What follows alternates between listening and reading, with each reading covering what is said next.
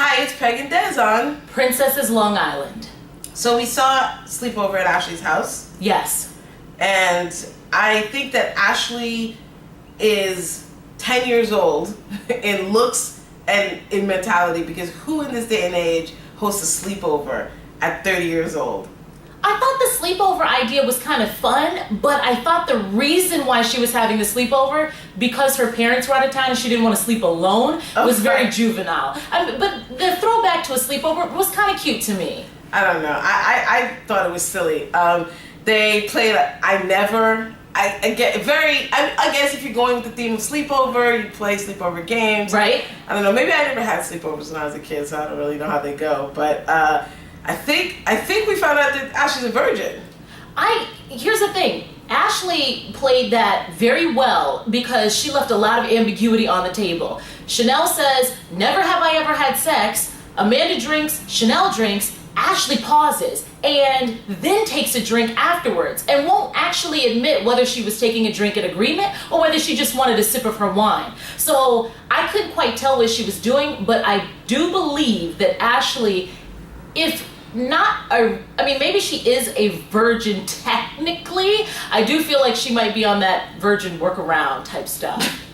All the little extras you can do. Workaround. The workarounds. I don't know. I think it's very highly possible that Ashlee's a virgin at 30 personally. But I don't know. I'll believe that. We did see that Amanda felt so bad for her on the possibility that she's a virgin that she set her up on a date with Marcos. And I loved Marcos. I thought Marcos was cool. He was hip. He was Latin. He was a big personality. When Amanda came on screen with Marcos, my immediate thought was Ashlee's going to kill Amanda, because I saw Marcos and I just saw an old man. I mean, I completely agree with you that he had a lot of personality and he seemed fun, but just physically speaking, he wasn't giving me that old man sexy swagger. He just looked old. And so I was thinking Ashlee was going to be really upset by it. She shows up, says how handsome he is, and is excited about him. Well, first of all, you gotta stay at your level. You know, Ashlee is not Miss America. I'm thinking Marcos might want to be dating someone more like Amanda than someone that looks like Ashlee, personally. And, you know, he has money. My favorite phrase was when someone said to him, "Do you cook?" And he said, "I don't cook, I make reservations." I thought, perfect for Ashlee. He had the amenities. Remember that? The amenities. He has amenities. But it seemed like it all went downhill when they got to the club.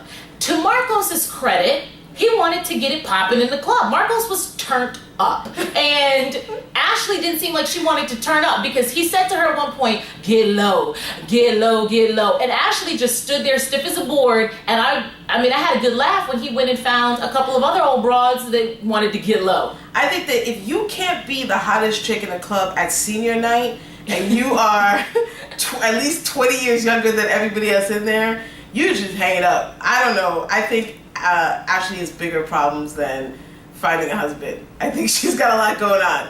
Right. All right, let's talk about Joey's apartment hunting this week. Sad situation. Sad apartments, and she looks sad, and everything is sad in Joey's life right now. Kissamint hasn't launched. Okay, number one. Yes. Why is Kissamint taking 2 years to launch? No idea. She's working on flavors. I mean, what? What flavors? It's chapstick. You do a cherry, you do a vanilla, and then you do a plain, and you move on with your life. Right. I couldn't understand why it's taking 2 years for Kissamint to launch. Her father gives her the ultimatum of a lifetime and tells her she needs to be out of the house in 90 days. The thing that I am trying to understand about her father is whether his attitude towards her is so nasty because he is tired of a daughter not living up to her potential, if he's getting pressure from his new wife, because we found out today that he's in the house with a new family. I had no idea. For some reason I thought he was like a bachelor dad, right, and she's living in the house with him. Right. But we found out she's actually in the house with him and his new family, which seems doubly awkward. Right, and I'm wondering if he's getting pressure from the new wife to get the old daughter out of the house, because that does happen, or if he's just sick and tired of her face. I can't quite tell what the problem is, but that man is over it, and the way he talks to her is cray. Yeah, he's not the sweet, loving daddy that Ashlee has, that wants to hear every minute detail of her day and how she's feeling and what's up at the dry cleaners.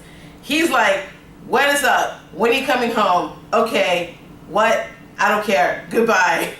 But and then even when she was standing, I was about to say, even when she was standing in that crappy apartment, he banged the phone on her. She was still speaking, and she goes, "Oh, he hung up." Yeah. I'm like, why is your father banging the phone on you? Why is he so angry? Well, we find out that Joy has a budget of $1,200, and she's looking in Long Beach, which I think is crazy because Long Beach is very expensive, and she sees some pretty crappy apartments, especially if you're coming from a cushy home situation.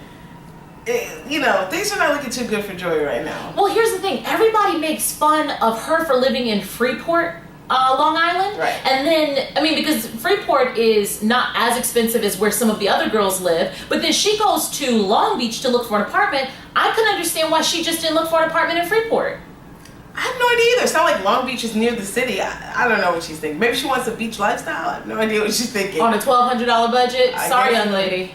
Champagne taste on a beer budget. Not gonna work. There you go. Okay, let's talk about Erica. She had dinner with Rob and her parents this week, and I think that, again, we see that Erica's relationship with Rob, while seemingly progressing, is just not, she's not emotionally progressing along with the external progression of this relationship. I was about to call you during this episode so that you and I could play a drinking game. Every time that Erica said the word doubt, we were going to have to drink. And then I realized that we would get alcohol poisoning and die, because that girl said doubt so many times in discussion on this relationship. It was crazy. I loved it when she goes, "What, am I engaged now? What just happened?" She freaked out because her father was like, "I think something should come of this, right? Like, you're not just gonna live together." Erica, just break up with that guy. I don't know.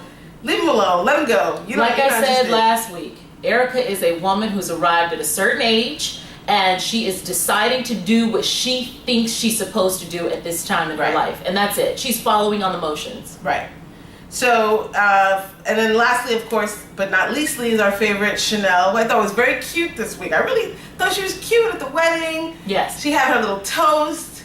No one was really trying to listen to her toast. No. She agonized over something that I really didn't think was all that as speeches go, but she got through it. I was proud of her because she was very upset leading up to this wedding, so I'm proud of her for that. All right, so there were three things I observed/loved about the wedding. Number one, I actually liked the dress that Chanel wore at the wedding a lot. I love that her sister allowed her to, and I don't know if this is in Orthodox Jewish tradition, but people get very funky about folks wearing white to weddings, but I thought Chanel looked lovely in her dress. Yes. Number two, I loved how crunk the attendees at that wedding were when the people were coming down the aisle. They were whooping and hollering, and there was a man singing live as people were coming down the aisle. It was a very festive wedding. Well, I've never been to an Orthodox Jewish wedding, but there's like 1 million people up there with them. Yes. There's like 3 rabbis and like countless folks. I have no idea what they're. It looked like like at a political, when someone wins an election and they have all the people that supported them during the election up there behind them. Right. That's what I felt like it looked like to me. Well, come on now, think about this. It has been the campaign of a lifetime. This girl has been campaigning for wife. She finally won the part, and now it's time to celebrate. So maybe it is a little like that. But the third thing that I thought was interesting about the wedding, and actually leading up to it, was when Casey came over to help Chanel with her speech. Mm-hmm. First of all, I want people to stop calling Casey to help them with anything, whether it is interventions, whether it's speed dating. I don't care what it is. Stop calling her, because she will steadily lead you astray. I was so glad that Chanel somehow revised that speech from the time she and Casey worked on it, because that sounded like some of the most selfish wedding speech I've ever heard.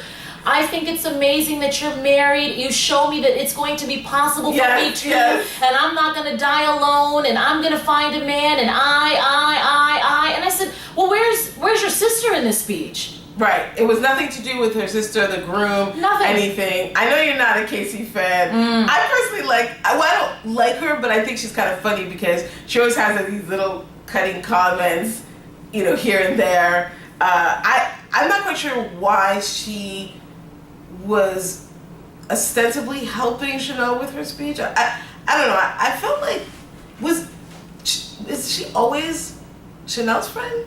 Right. Oh, she was. Okay. Right. So Casey has been brought back into the fold by virtue of Chanel, but it's just that she and Ashlee are now acting like best buds because Ashlee doesn't realize that Casey lives in a small 2-foot apartment in Manhattan, and when Ashlee finds out that she's not living Big Willie style, she'll probably stop being her friend too. Since Ashlee is classist and egregious. Manhattan trumps Long Island, no matter what. Not in Ashlee's mind.